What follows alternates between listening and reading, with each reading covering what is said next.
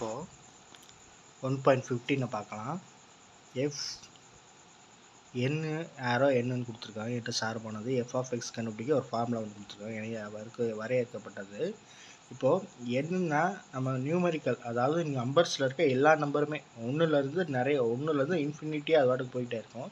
அதில் நமக்கு first some வந்து 1 2 3க்கான இந்த ஃபார்முலா யூஸ் பண்ணி கண்டுபிடிக்க சொல்லியிருக்காங்க. ஓகேவா?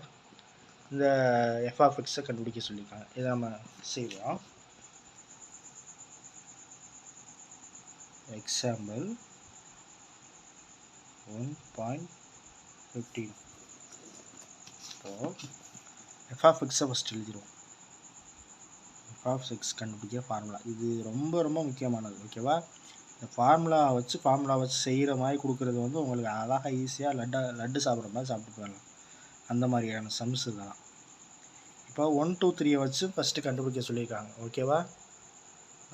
இந்த கொஸ்டினில் கொடுத்துருக்காங்க. நிழல் உருக்களை காண்க. நிழல் உருக்கள்னா இந்த டயக்ராம் போட்டு இந்த இன்னொன்று உங்களுக்கு காட்டுவோம்ல, இதுக்கு சப்போர்ட் இந்த நம்பர்னு சொல்லிட்டு அந்த மாதிரி தான். ஆனால் டயக்ராம் கிடையாது, ஒரு எக்ஸாம்பிளுக்காண்டி சொல்கிறேன்.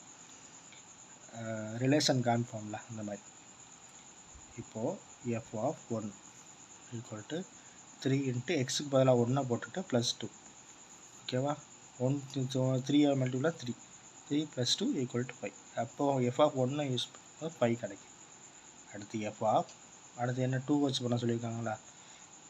3 × 2 + 2. 2 3s are 6. 6 + 2 = 8. அடுத்து எஃப் ஆஃப் 3 யூஸ் பண்ண சொல்லியிருக்காங்க. 3 × 3 + 2. 3 3s are 9. 9 + 2 = 11. ஓகேவா? இதை கண்டுபிடிச்சாச்சு. இப்போது 5 8 11 கண்டுபிடிச்சாச்சா? 5 8 11 இப்படி தான் வரும். ஓகேவா? இதில் பார்க்கும்போது உங்களுக்கு குழப்பற மாதிரி இருக்கும். நான் தனியாக எடுத்து செஞ்சு காமிச்சிருக்கேன். இப்போது 21 300 எக்ஸெனில் எஃப் ஆஃப் எக்ஸ் 29. 3 அதாவது இப்போது எஃப் ஆஃப் எக்ஸில் இந்த ஆன்சர் கண்டுபிடிச்சோமா, இந்த ஆன்சர் கொடுத்துட்டு இதில் இருக்க எக்ஸ் என்னன்றதை கண்டுபிடிக்க சொல்லியிருக்காங்க. அதுதான் அந்த 21 300. இப்போது இதை வச்சு இந்த உருவை கண்டுபிடிக்க சொல்லியிருக்காங்களா? இப்போது அடுத்ததில் இந்த உருவை கொடுத்துட்டு எக்ஸை கண்டுபிடிக்க சொல்லியிருக்காங்க. இப்போது உங்களுக்கு புரியும்படி சொன்னோன்னா F of X equal to 3x + 2. ஓகேவா?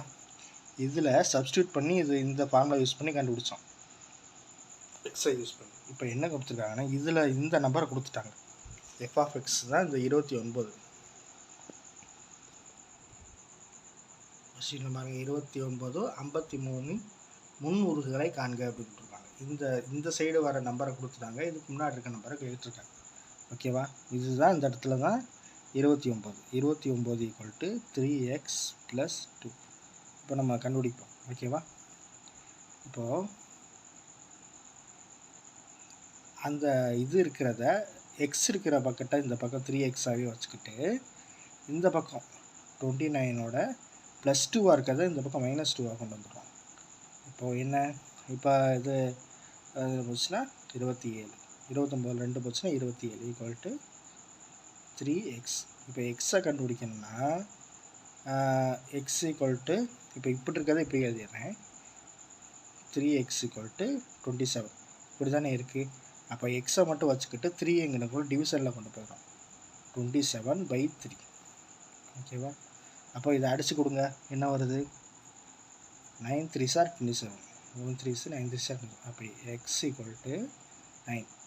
இப்போ 9ஐ வச்சு நீங்கள் கண்டுபிடிச்சிங்கன்னு வச்சுக்கோங்களேன். இப்போ எஃப் ஆஃப் 9ஐ வச்சு கண்டுபிடிக்கும் போது உங்களுக்கு ஆன்சர் 29 தான் வரும். ஓகேவா? இப்போ இதை வச்சு இதை கண்டுபிடிச்சோம், இதை வச்சு இதை கண்டுபிடிச்சோம், அவ்வளோதான் மேட்டர்.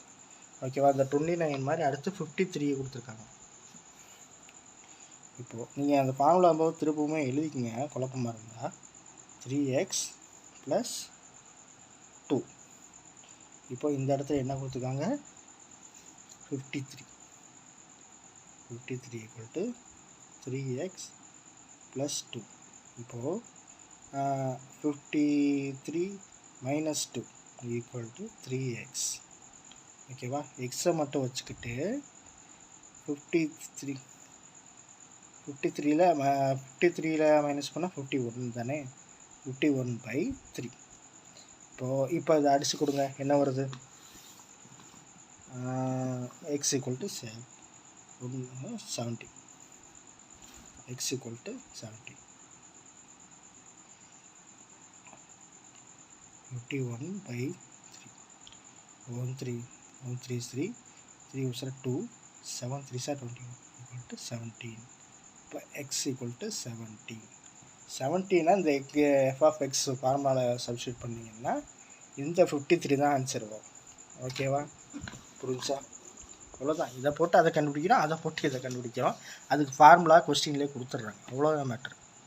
ஓகேவா, இப்போது இதை மூணாவதாக கொஞ்சம் ஓவரலாக நான் உங்களுக்கு சொல்லிடுறேன். இப்போது எண்ணின் வெவ்வேறு உறுப்புகளின் துணை மதிப்பகத்தில் வெவ்வேறு நிழல் உருக்கள் உள்ளது. அதாவது இப்போ நீங்கள் இந்த 1 2 3 தானே என்னன்னு கொடுத்துருக்காங்களா?